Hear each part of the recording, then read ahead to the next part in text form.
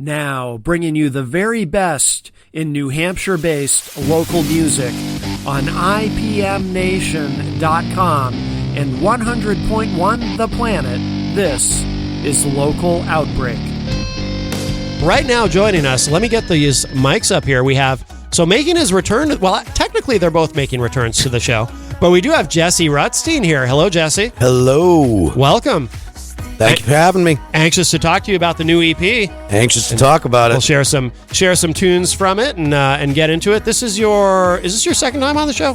This is my second time on the show, yeah. Okay. And you have with you, so you brought Caleb. Caleb Dyer is here. Hello, Caleb. Hello, hello.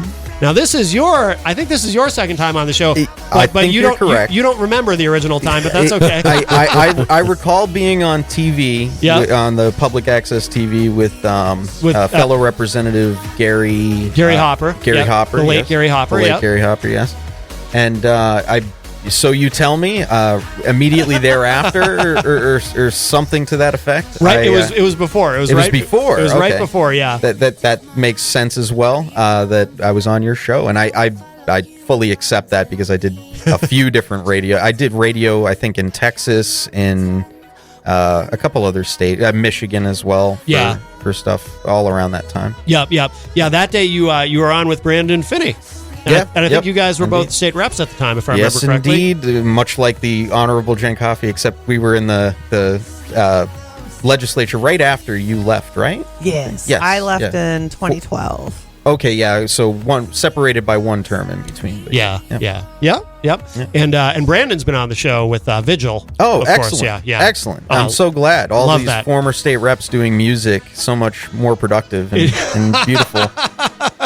No kidding, huh? Much healthier for the soul. It indeed, yes. And I love Brandon's band. Vigil is absolutely amazing. Yes, they are very good. Absolutely very amazing. Heavy. But so Jesse, when you were on with us before, I think you had released a couple of songs, I think, as singles, or refresh my memory. So this entire project is being produced by myself and Caleb, and I had released 2 singles basically to just work out the kinks leading up to the EP, because I didn't know what I was doing. Now I'm my own record producer. In addition, in addition to being the singer, songwriter, musician, and all of it. Yeah.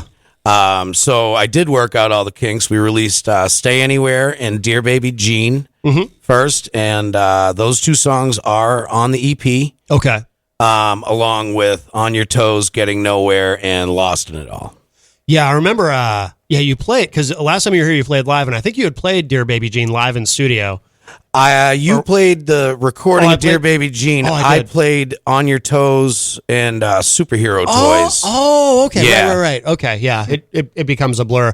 You know what? "Dear Baby Jean," though, stands out in my mind because I remember you talking about it, saying, someone was going to be mad when they heard it or something. Yeah. Very interesting. So I have to ask you a follow-up question. I am a journalist, after all. Were they? I don't know. We haven't talked about it. This person is very close to me in a family kind of way. Sure. And we get along just fine now. That's good. We get along just fine, but my art is my art. Yeah. I wrote the song 2 years ago. Yeah. We released it. And that, what I do, like, instead of getting angry or sad, and I just put it all into my music. So if, you ever want to know what I'm thinking, just listen to my latest releases. Well, it's like we talk about, this comes up all the time on the show, how, isn't that kind of the best way to work through things, is through creativity? Oh, yeah. I mean, what better therapy is there than that? Than taking something, especially if it's something really negative, something that maybe has caused trauma, anything at all, and creating something from it. That's what's better than that, Yeah. That's how this whole thing happened. Yeah. That's how this whole thing happened. Last year, 2024, I had a very turbulent 2024. I won't bore you with the details, but it was a very sad time in my life. And I had stopped playing music, and I was in a bad place. And around December, January-ish, this guy just said, "Enough, dude, enough. Let's get back in the studio. Let's get these songs going." Because we had a bunch of material from before that we were working on, and that's what I did, and music was my therapy. I'm doing a lot better now. I'm on fire right now. Yeah. I was on the radio in Nashua the day after the release. I was pumped. Yeah. And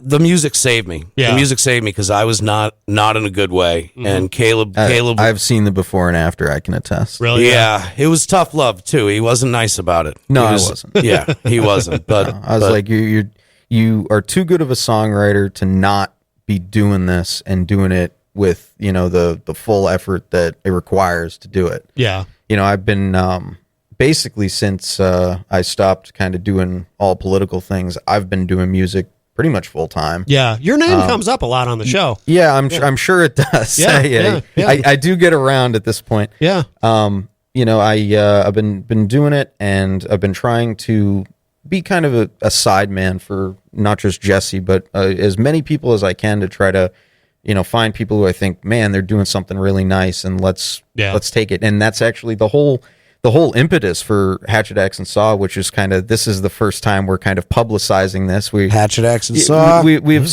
softly launched it now. Today is kind of the world premiere, but we're not trying to solicit a whole lot of clients right now. We kind of want to focus on just people we know locally who are producing really good original art. Yeah, and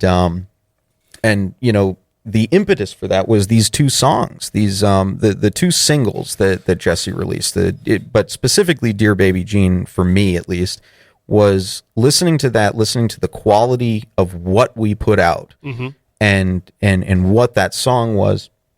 And it got me thinking, I'm thinking, like, how can we take this, what we're doing right now, Jesse and I, and turn this into a business model and apply it to well beyond just the two of us. And, I have some selfish motivations. Eventually, I would like to record or re-record some of my own tunes, which are as of yet unreleased. But sure. I principally do want to do this to get, other very talented artists, like, a band that I currently play with, Crank and Wagon. We're eventually going to record some sort of album, I'm sure, in the next year. And we want to get that out, but we also want to get out like Cosmic Blossom. If you're not familiar with Nick Burns and in the genius of that group, and the music that they put out, get familiar. But listen to Cosmic Blossom. Absolutely. And one of the plans Nick is actually. Oh, sorry. Oh yeah, I've talked with Nick. He's going to be doing the artwork for Hatchet Axe and Saw. Oh, cool. But we've both discussed that with him. But also getting Cosmic Blossom in to do one of my tunes. Oh, cool. So I've got a very funky tune that I think that they would do very well with. And it's very tentative. I know Meg and Nick, of course, they're going to have their child very soon for. I didn't know that. Early congratulations to them. Congratulations to them. Yeah, I saw Meg yesterday at Trout Stock. She was rocking out with with the young one in there. So okay, that kid's gonna come out rocking. So yeah, very cool. But anyhow, it's actually really. It's funny we're talking about Cosmic because Nick is actually on the song On Your Toes. Oh, okay. He plays the lead guitar and he absolutely killed it. He transformed that tune, and it was the first song that actually I was like, yep, I'm not just releasing singles, this is going to be an EP. The song is about my daughter. It's a beautiful like ode to dancing. My daughter's a ballerina. She dances on point shoes, and for those that don't know what that is, it's like they're little pieces of wood that's how the ballerinas spin the way they do, that go in the bottom of their shoes. And the song was about how nervous she was about getting on that, and learning it. And then the first time that I actually saw her do it, and it was, I mean, she's my daughter, so I'm biased, but she's a magnificent person to begin with and a wonderful dancer. And it was the first time that I saw her dance on her toes. And this song started off as just me and acoustic. I remember, Jen, you said that was the one you liked the most when I was here last. And so I was like, all right, going along with the turbulence from 2024, there was a breakup involved, and there was a song that I wrote for the person that I'm no longer with. And I didn't want to play that song anymore. Yeah. But the drums, Seth Cedars, huge shout out to Seth Cedars, our drummer. Madman. He's the best. Best in the business. But the drum track was so good, I'm like, I can't get rid of these drums. Right. What am I going to do? How can we repurpose them? And it just so happens that the chords to the prior song and my daughter's song are the same chords. So I was like, all right, let me see if I can work something out here. So I literally went in, chopped his drums tracks up and moved things around, and it worked perfectly with the acoustic guitar and the bass. And that's what I thought it was going to be, just this acoustic tune. Yeah. And then we had Peter Davis from No More Blue Tomorrows come in and play lead guitar on Dear Baby Jean. So I'm like, all right, maybe I'm going to ride this train a little bit, which is exactly what I did. Yeah. I have so many wonderful musicians that were on these tracks. And so I was like, I was chatting with Peter and Nick one day, and I said to Nick, I was like, I got a great song for your style. You want to come down? And I mean, Nick Burns is a beast. I'm not kind of making this whole interview about Nick, but we love you, Nick. Indeed. We love you. But he came down, and I didn't know what he was going to do. Yeah. Cosmic is a very free-formed band, whereas my stuff is like, it's not intricate, but there are parts, you know? Sure. So Nick came down, put down his pedal board, turned the guitar on. He's like, you got an amp? I'm like, oh, yeah. It was actually Chris Drew's amp, Chris Drew. And we plugged Nick in, and he just transformed the tune. And when you play it, you'll be able to hear it. But he just transformed the song into something that I never thought it would ever be. Yeah. So I was like, all right, well, I got this great tune, but why stop there? Caleb's like, this needs keys. Great. Put some keys on it. I'm like, all right, my song's done. This is a beautiful, beautiful song. But then I was talking to my buddy Patrick Matthews, who plays saxophone, and I was like, you know what? Maybe some saxophone on this song. And then Patrick came down, again, just like Nick, super pros, these guys. Yeah. Like everybody that's been involved in this, just really professional. And Patrick came down and basically transformed the song again. Yeah. And I was like, okay. Banged it out in 90 minutes. Too. It was 90 minute session. Right. Yeah, Nick, I think Nick's session was just around the same amount of time. Yeah. Just I mean, in the actual taking, the tracking was like very little of that. It was And I had never. I don't think you have either. We had never really recorded saxophone before, so we didn't really know what we were doing in our area. But and so finally, song's done. That's it. But then my niece, Josie Rutstein, she's a professional actress. She's 16 years old. She's getting leads in all the plays around town. She's performed at the Palace Theater right down the road. Yeah. She played me something on her phone of her hitting these high notes because her voice is like off the charts. So I'm like, all right, well, I guess this song isn't done yet. And she came down and recorded the track, and it is just the way it came out. Brings tears to my eyes because like I sent it off to master to my mastering engineer Chris Cormier, and he sent it back to me, and it was like hearing my song for the first time. Wow. And it still brings tears to my eyes. I love that song, not just because I wrote it, but because of what everybody else did. Oh yeah. I mean the layering and the production of that tune. It did start very simple, as Jesse described, but it was never at any point overproduced. It was just kind of like, it was a very natural progression of him kind of hearing like, oh, that's a very nice addition and an element. What else?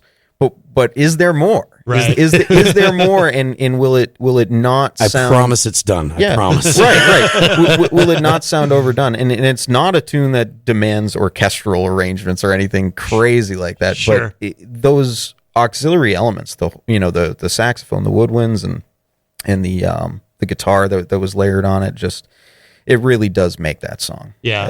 And I mean, I don't want to toot his horn too much. My head could not possibly get bigger now. But no, Jesse is an excellent songwriter, and when he is nudged to do things and consider additional elements, he makes a lot of great choices. Well, very good. Well, I think we should play it. Now, I think we should. Has this been on the radio yet? This has not been on the radio yet. This is not. Well, you know what that means. I know what that means. Oh. All right, here it is. This is the world radio premiere of On Your Toes from Jesse Rutstein. World premiere.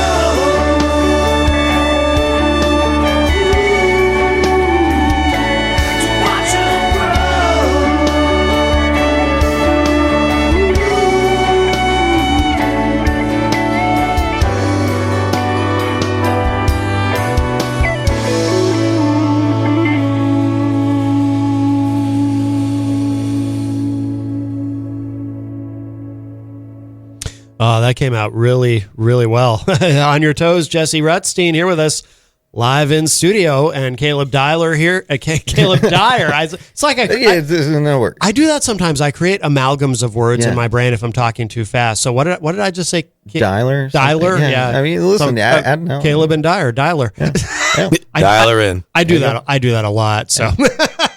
Don't worry. Caleb Dyer here with us in studio as well, and that did come out. That came out fantastic. Thank you. Absolutely. And the EP is out on all the streaming platforms, correct? Anywhere you can stream. I didn't even know Pandora was still a thing until the other day. Oh, no kidding. Yeah. I was talking to somebody who's like, "No, I still do Pandora." I'm like, "Pull it up, see if I'm on there."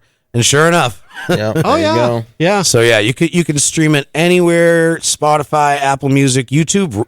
YouTube is where I'm doing the best right now. Yeah. Spotify, I don't know. I feel like an old man when I open Spotify. I'm not crazy about it. I didn't get it at first, but my daughter, who that song was about, had to come out, like, because social media is such a huge part of what I'm doing, but I didn't know anything about TikTok or Instagram, and my daughter had to come over, and she's credited for marketing on the release. Why not? Yeah, she is. Yeah. She came over and she showed me how to TikTok and how to Instagram, and because I just scroll through Facebook. That was my extent of social media, but it is such a big part of this process. And I didn't realize that when I started this whole thing, but I'm getting there. I went from having no TikTok at all to 2,600 followers, which I know isn't a ton in the world of being an influencer, but it's I'm getting some solid views off of that. Yeah, people like the videos of my dog more than the videos of me singing. Oh, really? So I just started making videos of me singing to my dog. There you go. That's smart. That's smart. Yeah. In a couple of minutes, we're going to play another track, "Getting Nowhere."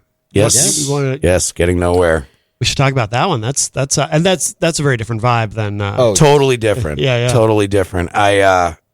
This is the one I'm the most nervous about.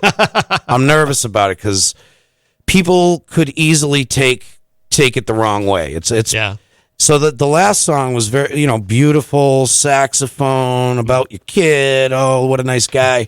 Getting Nowhere is quite the opposite. It's super gritty, almost pop punk, heavily influenced by like the heavy Sublime style, late 90s vibe. And it's about politics.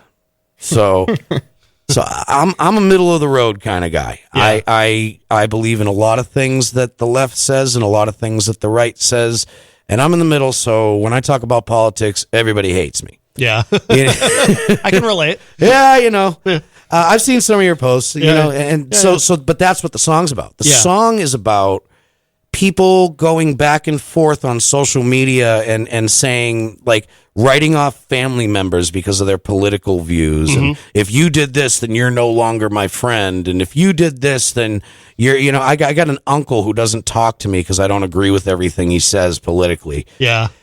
And I love the guy. You know what I mean? Yeah. And then when you run into these people that you're like being a keyboard warrior with in real life and have a real conversation with them, you start to get somewhere. Right. Yeah. But as long as you're yelling at each other on your phone, and this media driven division, which I can't get into without sharing my political views, which I don't want to do. Yeah. But as long as we're going back and forth with each other and you're stupid, no, you're stupid, then we're going to get nowhere. Right. And that's what the song's about, because like my biggest issue with the political climate right now is that people are divided for no reason. We're divided based on Facebook memes, and half the people that are talking about these things don't even really look into the issue. They just get their news from of course, memes. And I'm not trying to insult anybody. It's more along the lines of, if we keep arguing amongst ourselves about nothing, we're going to get nowhere. Yeah. And that's what the song's about. And it's very gritty. It's not polished, which drove him nuts. Really? It drove Caleb nuts. It didn't drive me nuts. Well, I understand that there are different production styles, but it was at times I was listening to it and I'm thinking, like, I understand the intent of this song is to get a really punk vibe. Yeah. But there were some things like balancing, right? There were certain frequencies in the mid range where it's like conflictory, right? It's like really, really saturated. Yeah. And that is part of the vibe, but also trying to get the separation of the instruments so you hear everything. Yeah. But also still have the vibe of everything being kind of like really loud and in your face, which is hard to pull off. It's hard to pull off. I think we did all right. I think we did all right. Yeah. You of course we'll hear it in a couple minutes, but it is really loud and it is really in your face. Yeah. The idea that I was trying to get at with the whole vibe of the song, because the music needs to go along with the lyrics. It's not just the background so I can get my message out. No. Yeah. I wanted it to sound garage band-ish. Yes. I wanted it to sound like you're going to the bar and seeing the band, and the drums aren't mic'd, so that the cymbals are just like cutting through the whole mix. Yeah. And it's like, like when your buddy who's in a band, it takes a video and says, "Hey, look at my band. Right. How do we sound?" And all you hear is Right. It's as close to that as we could get while still being of professional release audio quality. Okay. Yeah, that makes sense. Yeah. I kind of took what you were saying. That's what I took from the lyrics when I listened to it. So I understood, and I understand too about like I have a family member who sends me a lot of angry text messages, and it's so silly. It's so silly. I've never seen it like this. Yeah, I don't even argue about politics on social media. I post and ghost. Oh, you know I did. mean? I know you do, and I appreciate. But there's a couple people that are always commenting and always disagreeing. Oh yeah. But so as a full disclosure, I was that guy. I was like really upset during COVID. Not like the first year we had to do to be safe, but then I was working in a bar. And all the adults would be out, huge crowds of people, no masks, but they made my kids still wear a mask for a year. So I mask, and I realized what an idiot I looked like. I looked like an idiot arguing with somebody about something that really didn't matter. And I hope I didn't lose any friends, but there are people that. Well, you probably did though. I mean, that's the thing that sucks. Well, then they weren't a friend to begin with, but you know what? That if I lost, I'm losing people, and we're getting nowhere. So that's what the song's about. Yeah. So, well, I think we should give this a spin. I like it a lot. Awesome. Now, is this which one of the songs we're playing today has been played on in Nashua? Is it this one? No, that's Lost in It All. Oh, Lost in It All. We'll with play Faith that one Ann. Oh, okay. So so this one's another world radio premiere, is what you're saying? Yes, sir. Oh, well, you know what that means. I know what that means. World premiere.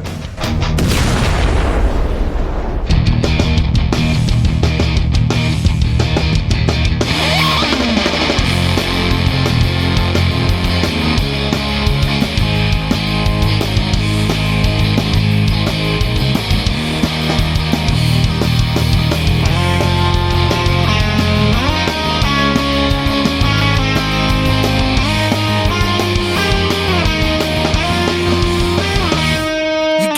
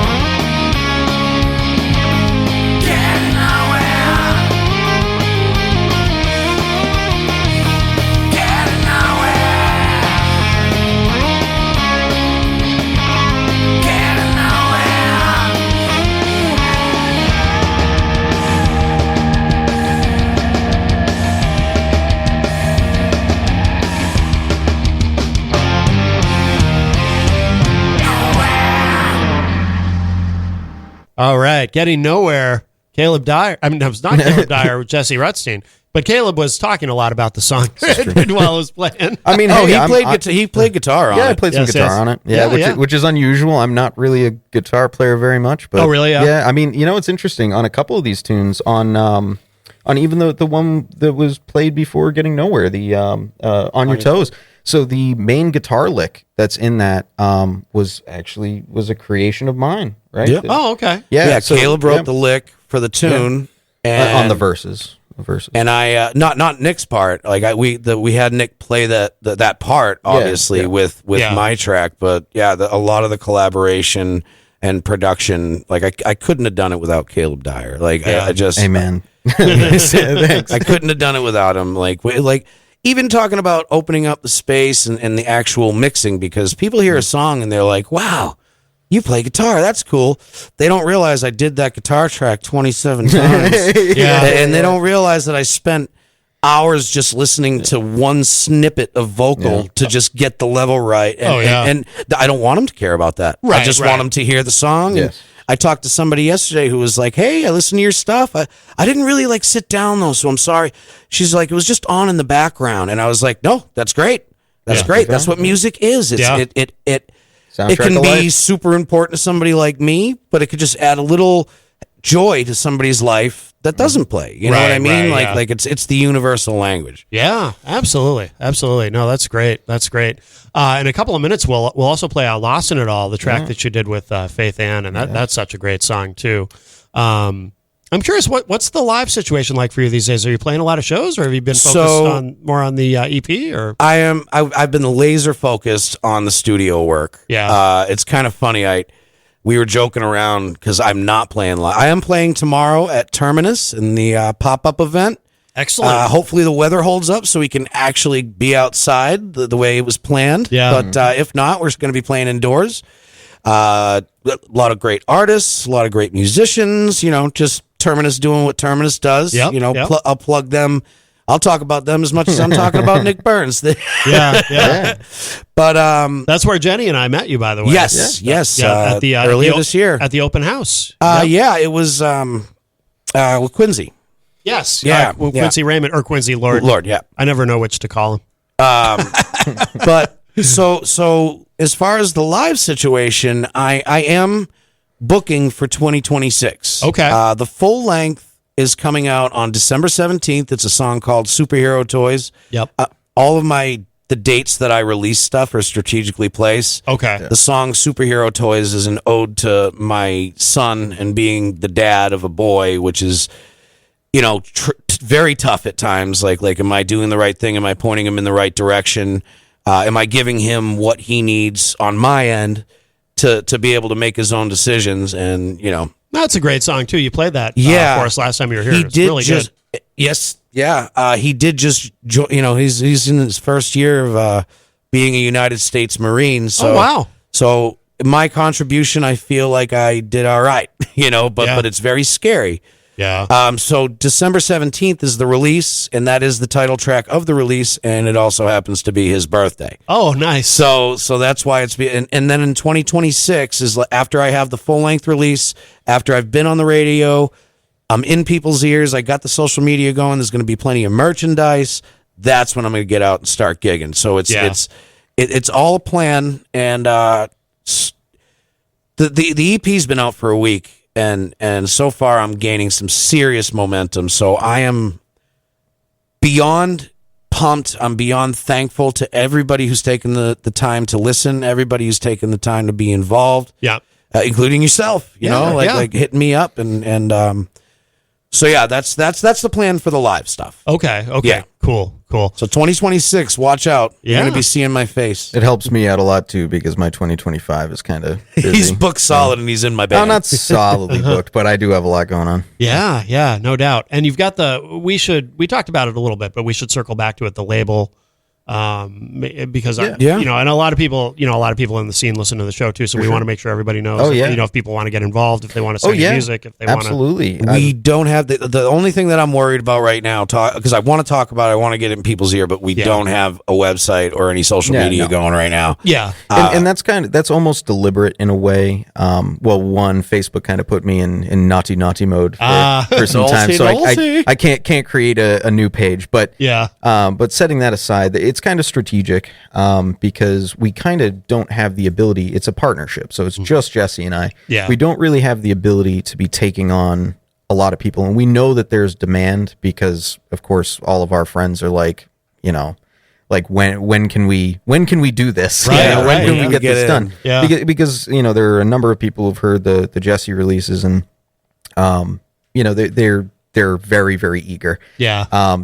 So we kind of want to be selective. We've got one young, lovely lady, Sarah Bird, who's in the band Dog Ate Dog. Oh yeah, she was on the show. Yeah.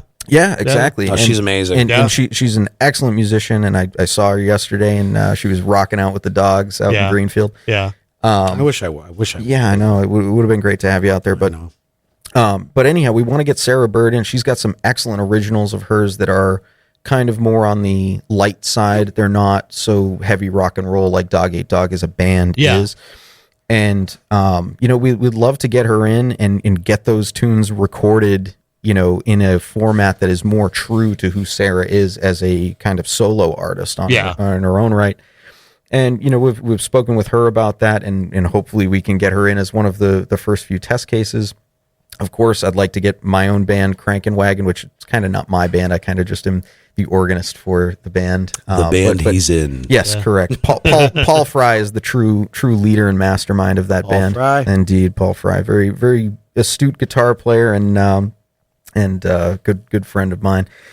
But so we have a bunch of these test cases that we'd like to kind of try out, because we've done it with Jesse. We've proven the concept. And now we need to take this, sell it hard. Yep. Through to the end of the year, through the album release, which is, I guess, technically the first official Hatchet Axe and Saw release. Cool. Or should, that will be the first Hatchet Axe and Saw release. Yes, that will be the first official one. And in the meantime, we'll have other things kind of cooking to be released in the next year. So excellent. Oh, did we talk about I know we talked about it off air before the show. Did we talk on air about where the name comes from? I don't think we did. So this is a cool story. I'm a musician. So no, really? So I love Rush. Yeah. I love Rush. How could you not love Rush is the thought that I hear when people say, but I do have a unique voice, and I do enjoy groups like the Dave Matthews Band, and so some people will say I don't like Rush because I can't stand his voice, and I'm like, how could you not stand his voice? He's perfect. Yeah. So I love Rush, and Caleb loves Rush. Yes. And coincidentally, we didn't. So the one person we forgot. I haven't mentioned yet is Dave Patterson, our executive producer, who runs Tree Streets Inc., which is where the facility. That's the studio. Oh, so okay. we're on the Tree Streets recording, and we just happened to be talking about the record label, and Rush came up, and coincidentally, our favorite Rush song is Trees. Both of us. Okay. Yeah. So I'm like, and then we were talking about naming the record company. I'm like, Trees is really your favorite because it's just the most like Getting Nowhere. It's a very political song about, of course, it's people my favorite. Come on, about fighting over something that you can't change. Yeah, and that's what the whole song's about. And the last lyrics of the tune are Hatchet, Axe, and Saw. And I'm like, how about we just call it Hatchet, Axe, and Saw? Well, more importantly, the full lyric is the trees are all kept equal by Hatchet, Axe, and Saw. Yeah. And now one thing about the music business, which I don't think a lot of people understand, is that there are sort of some gatekeeping going on by some, shall we say, oaks, which are, very large multimedia conglomerates. Sure. That kind of don't let the maples get sunlight. And whether or not it's by the design of the system or, no fault of their own, which I don't think it is in this particular case. I do think that they have deliberately lobbied and created this sort of system that protects themselves. Sure. But the local musicians are the maples in that song, and they're not getting enough sunlight. Yeah. And, Hatchet Axe and Saw, maybe, we're not trying to make everyone equal, but at the very least, we'd like to get the maples some sunlight. We're trying to do the exact same thing that you guys do here. Yeah. And, you put us on, you take the time and do your due diligence and put the show together, and it's a great show. Like I watch you almost every Saturday. Oh, thank you. Yeah, it's great. I forget what's the guy's name, Eli something. He was on a few weeks ago. It becomes such a blur. He sometimes. He's a. Eli. Oh, I'm sorry, your mic's. Eli Lev. Yeah, Eli Lev. Yeah. I was watching the show and I had never heard of this guy before, and I just watched him play this tune, and literally, I working on this project, I haven't listened to anybody else but myself for like a year. Yeah. I'm so sick of my voice, and everybody's like, "Wow, I like your voice." I'm like, "Yeah, me too, I guess." right. But I was watching your show, and I saw this wonderful musician, and I went and followed him. And he emailed me, like after I started following him, you get the email, like, cause he's a pro. Like, I'm literally modeling some of the marketing stuff that I'm doing after what he does. Smart.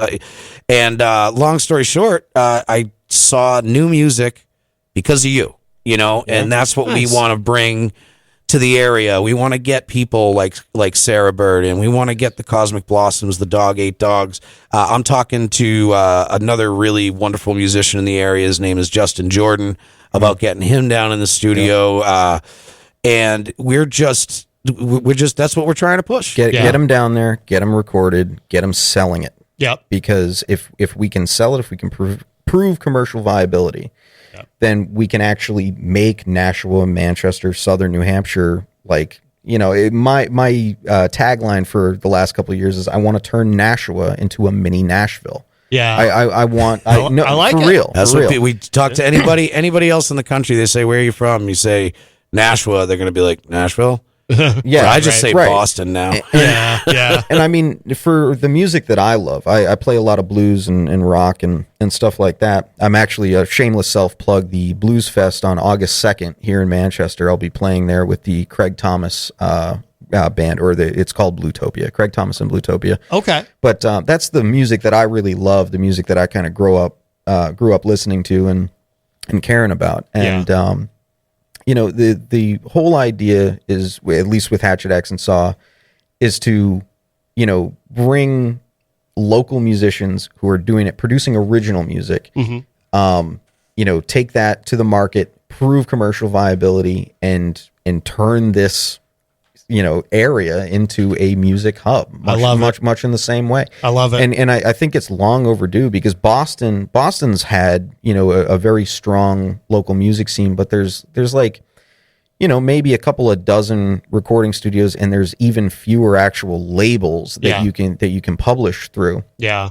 And I mean, we have great studios around, and it's not like the facility that we're at is any better or any worse, but I think the product that we actually offer is going to be the promotion, the actual trying to get it out to market, cooperating with local, record distributors. There's this fella, Dan, up in Laconia, who owns a little record shop up there. I would love to plug the name of it. It's, oh my Lord. I'm so sorry, Dan. Forgetting the name of your business, but it's a little record. Remember right after. I know, right, exactly. But it's this little record shop right up in Laconia, right down the street from the theater there, where they have a lot of live music acts. And I plan to partner with him, get physical copies in stores around that, like down in Lowell, there's a couple little record shops as well. So getting the music out to the people, selling it. Yes. And that is the thing that a lot of local artists have the hardest time doing. They'll play gig after gig after gig, and they'll be grinding themselves into dust, but they don't have any sort of, means of passive income selling the music. Right. So, that's the reason why I'm that's the reason why I'm hanging tight on the live shows, and getting the product. Yeah. And then you use the live shows to promote the product. We're going to be pushing Lost in it all until the full length comes out. I mean, I'm going to be sharing the other songs too. Of course, we're playing them today, but that is the single. And then, but I'm well aware that I'm not going to look at Spotify and see myself blow up until I start playing live. Mm-hmm. But I'm going to be killing myself in the studio if I'm trying to juggle playing live and get this all together the right way. Yeah. It's a creative balancing act. Yeah, no, that makes sense. That makes a lot of sense. So in a moment, we'll play Lost in It All to close out the segment. Oh, Faith Ann. We got to talk about Faith Ann first. Featuring Faith Ann. Yeah, absolutely. Yeah, so this tune, this tune was how we started. We started recording this song 4 years ago.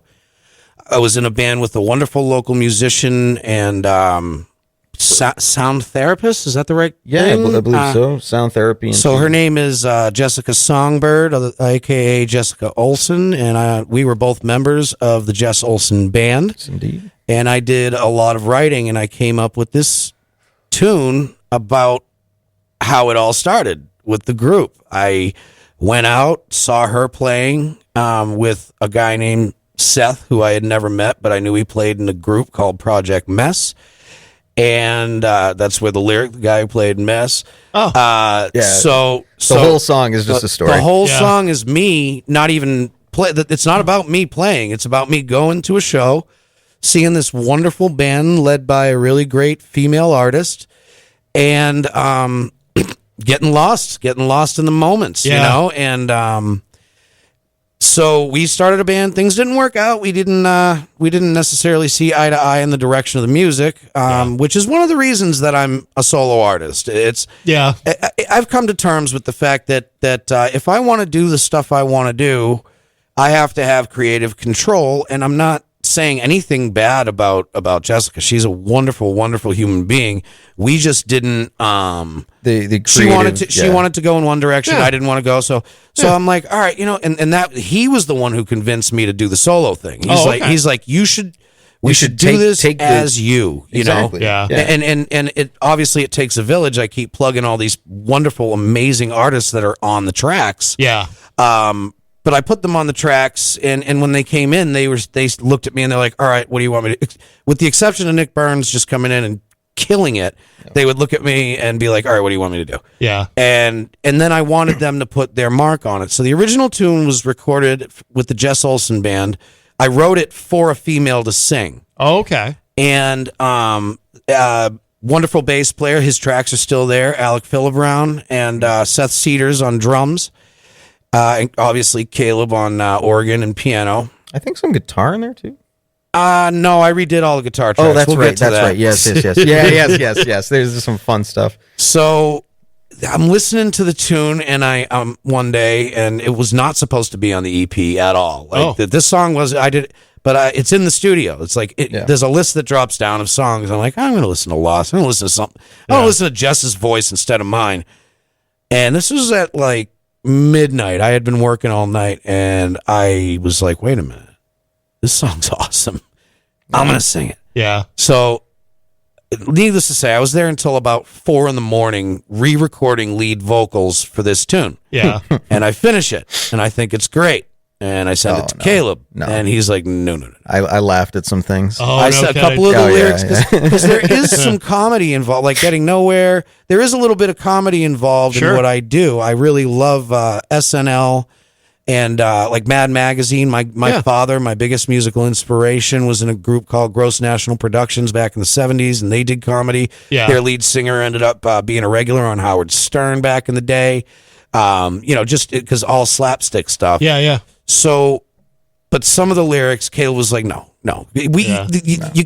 you're going too far with this. Yeah. Too far. Yeah. So I'm listening to it, and I'm like, how am I going to make this work? Because it still sounds like a song about a girl going out, because it was originally written for Jess. Yeah. And I did a show on June 22nd, opening up for the Faith Ann band, and I knew of Faith. Everybody knows Faith, but I didn't. We'd never really like met in person. So, and I was really nervous because I had an issue. Caleb couldn't make it. We had a bass player issue, and so I'm like, I'm going to be so unprofessional, and I'm going to show up without my bass player. And then I introduce myself to Faith, and she looks at me. She goes, "I'm sorry, I can't find my drummer anywhere." And I'm like, oh, sweet. I'm not the only one who's good. I'm like, awesome. That's great. I don't have my bass player, but that's cool. Yeah. But yeah, so we ended up just setting up together because I was the opener, and we hit it off. Like she is just so cool. Like just down to earth, chill person. Like just one of those people that you like to be around. Yeah. And then I was working on Lost, and it just clicked. I'm like, shot in the dark. I got her number. I'm gonna text her and see if she wants to come down. And she said she'd love to do it. And so she came down. And we did 2 sessions. The first session, I was just basically replacing Jess's backup vocals because I wanted there to be a female presence in this song. There had to be, and it's a theme through a lot of my songs. There's a lot of vocal tracks on this tune. Jade Bailey also released a single yesterday. Check out Jade Bailey, everybody. She's actually on the chorus of this as well. Okay. So we have on this chorus, we have Faith, we have Jade, we have Caleb, myself, and Alec, the bass player. Okay. To make it big, and I'm listening to it. Faith is loving it, and everybody's loving it, and I'm like, it's just not right. This should be a duet. Yeah. Because of what she did and how she put her mark on things, and the way we organized the lyrics, it had already sounded like a duet. But so I'm like, if I just get her to sing 2 lines in the verse, and have her take the lead on 2 of the lines, this is a duet, and that's what's going to make this tune. So I text her back again. I'm like, hey, I said everything's so great. Can you come back down? She's, I'd love to. Yeah. And she's a pro. Like in the studio, she just came down, absolutely nailed the tracks. And like sometimes you're working with singers, and because we miss notes and we have to retake. Yeah. With her, it was just like we both knew when she missed something. Stop, rewind, go. Like there was no like, oh, I thought that was good, or let's talk about it. Let's worry about feelings. It was just like, all right, let's hit it. Yeah. And so she did. She came down, she sang the other 2 lines, and I love singers that can admit when they're wrong. Oh yeah. I have to, because I'm wrong a lot. Dude. Yep. Which is, it is what it is. But so then we're digging in, and I'm like, just like On Your Toes, I'm like, all right, finally the song's done. I gotta get Caleb down here to mix it. And Caleb's like, what's going? Because we recorded these tracks for the guitars years ago. He's like, what guitars are you using? And I'm like, I don't know. And, we started digging into the guitar tracks and the plugins that I use. They were just awful. Yeah. And so I'm like, it was another situation where it was like midnight, and Caleb's like, I'm going home. You figure it out. Yeah. And again, I was there till 4 a.m, re-recording every guitar track on it, including the solo. And then the song was done. And when I rapped on that, it was 3 days before the release. I had to resend it over to my mastering engineer, Chris Cormier, who is absolutely wonderful. And I when I talk to him, I'm like, you're going to hate me, dude, but I need another one. Yeah, I even had to do it to him the other day. Oh, really? I need some masters. I forgot to do the radio edits, and Matt texted me. And Yeah. So finally it's done the day before. It goes the day before I post everything, and everybody that's been involved in this song, from Faith to Nick, Jay. I don't have to mention everybody. Just rewatch the interview, guys. I'm going to keep posting it. I just am so blessed that when I was having a horrible 2024, all these people came out of the woodwork, and I have such a great support system. And awesome. Well, we're going to play this. We're going to play this to wrap up the segment. But guys, I want to thank you both so much. Thank you. Thank you. Jesse Rutstein, Caleb Dyer, thank you both for coming in. Congratulations on the EP. It is amazing. Thank you. And absolutely, this is so good. This is Lost in It All, featuring Faith Ann from the new Jesse Rutstein EP. And it's just called Jesse Rutstein, right? It's completely self-titled. Leading up to Superhero Toys as the full length. Oh, yes. Yeah. Looking forward to that. Very cool. All right, here it is. This is Lost in It All.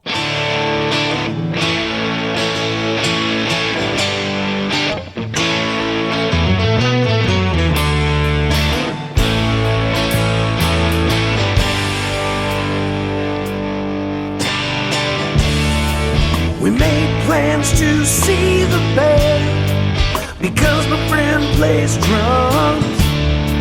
It's been a long week and I can't wait to get it all done.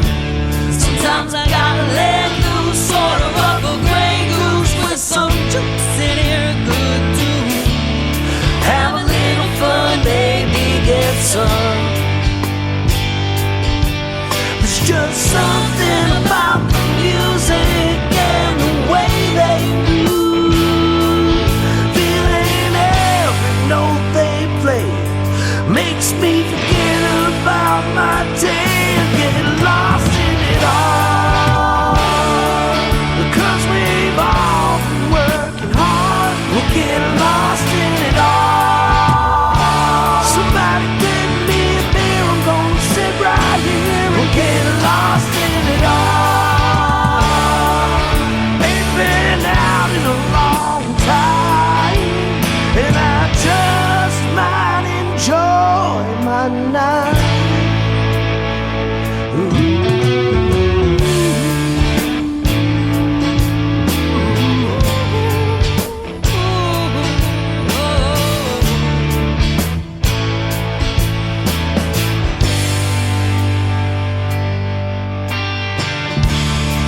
I ain't seen this girl in a long time, and now she's singing on stage with the guy who played the mass band. I really like the dress and the band is out in the way.